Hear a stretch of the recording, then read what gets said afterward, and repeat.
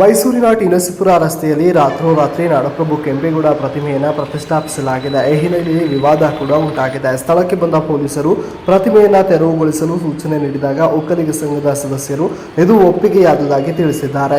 ಪ್ರತಿಮೆಯನ್ನು ಪ್ರತಿಷ್ಠಾಪಿಸಲು ಕಳೆದ 3 ವರ್ಷಗಳಿಂದ ಪ್ರಯತ್ನಗಳನ್ನು ನಡೆಸ್ತಾ ಇದ್ರು. ಶಾಸಕ ಶ್ರೀವತ್ಸ ಹಾಗೂ ಹರೀಶ್ ಅವರು ಸಮಯವನ್ನು ತೆಗೆದುಕೊಂಡಿದ್ರು.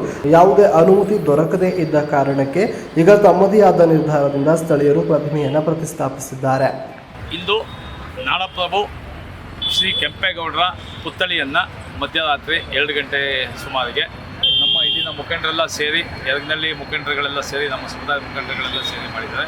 ಇದು ಬಹು ವರ್ಷಗಳ ಆಸೆಯಾಗಿತ್ತು.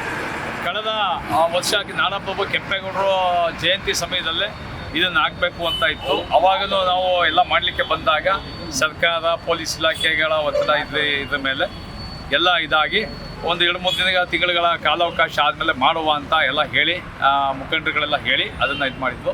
ಇವತ್ತು ಆ ದಿನ ಎಲ್ಲ ಕೂಡಿ ಬಂದಿದೆ. ಎಲ್ಲರೂ ಬಹಳ ಸಂತೋಷವಾಗಿ ಮೈಸೂರಿನಲ್ಲಿ ನಾಡಪ್ರಭು ಕೆಂಪೇಗೌಡರು ಒಂದೇ ಒಂದು ಪ್ರತಿಮೆ ಸಹ ಇರಲಿಲ್ಲ. ಇಡೀ ದೇಶವನ್ನು, ಇಡೀ ರಾಜ್ಯವನ್ನು ಕಟ್ಟಿದಂಥವರು ನಾಡಪ್ರಭು ಕೆಂಪೇಗೌಡರು.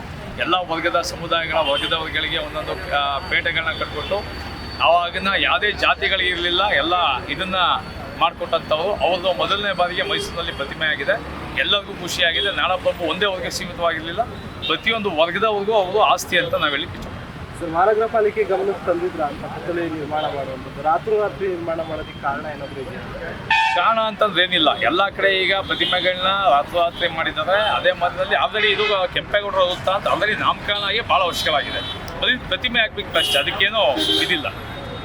ಮಹಾನಗರ ಪಾಲಿಕೆ ಗಮನಕ್ಕೆ ತಂದೆ ಪ್ರತಿಮೆ ಭಾಳ ಹಿಂದೆ ತಂದಿತ್ತು. ಇವತ್ತು ಅದಕ್ಕೆ ಕಾಲ ಕೂಡಿದೆ ಅಷ್ಟೇ.